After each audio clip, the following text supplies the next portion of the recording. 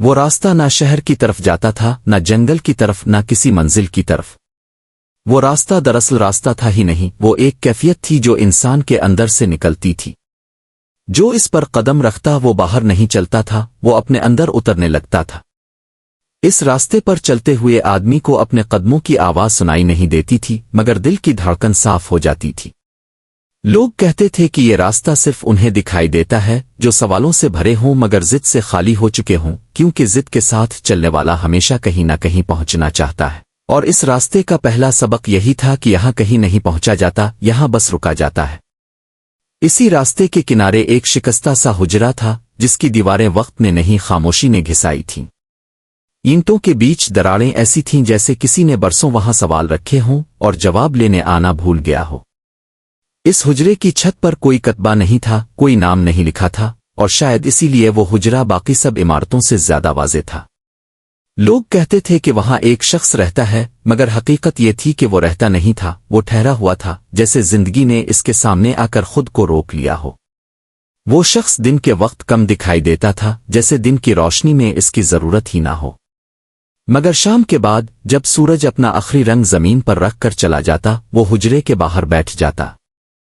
اس کے بیٹھنے میں کوئی خاص انداز نہ تھا، نہ مراقبے کی سختی، نہ عبادت کی نمائش۔ وہ بس بیٹھتا تھا جیسے بیٹھنا ہی اس کا جواب ہو۔ اس کے چہرے پر نہ عمر کی لکیریں تھیں، نہ خواہش کی بے چینی، بلکہ ایک ایسا سکون تھا جو صرف ان چہروں پر آتا ہے جنہوں نے خود کو درست کرنے کی کوشش چھوڑ دی ہو۔ اس کے پاس نہ کتاب تھی، نہ تسبیح، نہ کوئی علامت کہ وہ خدا کی بات کرتا ہے، مگر اس کی سانس میں ایک ایسی روانی تھی جیسے ہر سانس خود ذکر بن گئی ہو۔ ایک دن اس راستے پر ایک نوجوان آیا۔ وہ چلتا ہوا آیا تھا، مگر حقیقت میں وہ تھکن لے کر آیا تھا۔ اس کے کندھوں پر علم کا بوجھ تھا، وہ علم جو اس نے برسوں میں جمع کیا تھا، کتابوں سے، استادوں سے اور اپنی محنت سے۔ اس کے دل میں سوالوں کی ایسی تھکن تھی جو جواب پا کر بھی ختم نہیں ہوتی۔ وہ جانتا تھا، مانتا تھا، سمجھاتا بھی تھا، مگر جب رات آتی تو اس کے اندر ایک خلا جاگ اٹھتا، ایسا خلا جسے نہ دلیل بھر سکتی تھی، نہ عبادت۔ وہ اسی خلا سے بھاگتا ہوا یہاں آ پہنچا تھا، حالانکہ اسے خود نہیں معلوم تھا کہ وہ کہاں جا رہا ہے۔ اس نے حجرے کے باہر بیٹھے شخص کو دیکھا تو رک گیا۔ نہ کسی نے بلایا، نہ کسی نے اشارہ کیا، مگر اس کے قدم جیسے خود رک گئے ہوں۔ وہ کچھ دیر کھڑا رہا، پھر بیٹھ گیا۔ اس خاموشی میں اسے عجیب سا اضطراب محسوس ہوا، کیونکہ وہ خاموشی سوال نہیں مانگ رہی تھی، اور وہ سوال دیے بغیر جینا نہیں جانتا تھا۔ آخر اس نے ہمت کر کے پوچھ ہی لیا، آپ یہاں کیا تلاش کر رہے ہیں؟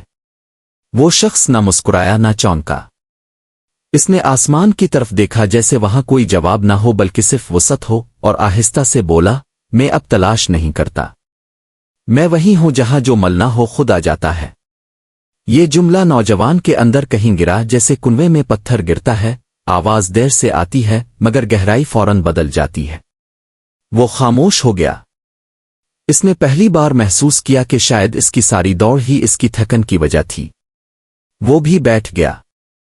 اس بار اس نے کچھ پوچھنے کی کوشش نہیں کی۔ اس نے پہلی بار یہ مان لیا کہ شاید کچھ سوال ایسے ہوتے ہیں جو پوچھنے سے ہی بوجھ بن جاتے ہیں۔ وقت گزرا۔ سورج مکمل طور پر ڈوب گیا۔ ہوا نے رخ بدلا۔ خاموشی گہری ہوتی گئی۔ اس خاموشی میں نوجوان نے وہ سب سنا جو وہ برسوں سے دبا رہا تھا، اپنا خوف، اپنی خواہش، اپنی نیکی کا غرور اور اپنی ناکامی کا دکھ۔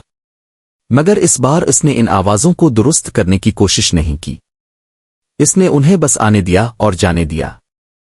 آہستہ آہستہ وہ آوازیں کم ہو گئیں اور ان کے پیچھے ایک اور خاموشی ظاہر ہوئی، نہ ڈر والی، نہ خالی، بلکہ قبولیت والی۔ اسی خاموشی میں اس کے اندر کوئی گرا کھلی۔ وہ ٹوٹا نہیں، بکھرا نہیں، بلکہ ہلکا ہو گیا، جیسے برسوں سے جو بوجھ وہ اٹھائے ہوئے تھا وہ خود ہی زمین پر رکھ دیا گیا ہو۔ اس نے آنکھیں کھولی تو حجرہ ویسا ہی تھا، راستہ ویسا ہی تھا، شام رات میں بدل چکی تھی مگر وہ خود ویسا نہیں رہا تھا۔ اس نے شکریہ کہنا چاہا مگر حجرے کے باہر کوئی نہ تھا، نہ وہ شخص، نہ اس کی خاموش موجودگی۔ بس وہی راستہ تھا، مگر اب وہ راستہ اسے کہیں لے جانے والا نہیں لگ رہا تھا بلکہ خود راستہ بن چکا تھا۔ وہ اٹھا مگر اس بار جانے کے لیے نہیں، بس چلنے کے لیے۔ اسے معلوم ہو چکا تھا کہ جو کچھ ملنا تھا وہ مل نہیں رہا تھا بلکہ ہٹ رہا تھا، اور اسی ہٹنے میں سکون آ رہا تھا۔ اور یہی تصوف ہے۔ کم بولنا، کم جانا، کم ڈھونڈنا، اور اتنا ٹھہر جانا کہ سچ کو تم تک آنے کی زحمت ہی نہ کرنی پڑے، وہ خود ہی تم میں ظاہر ہو جائے۔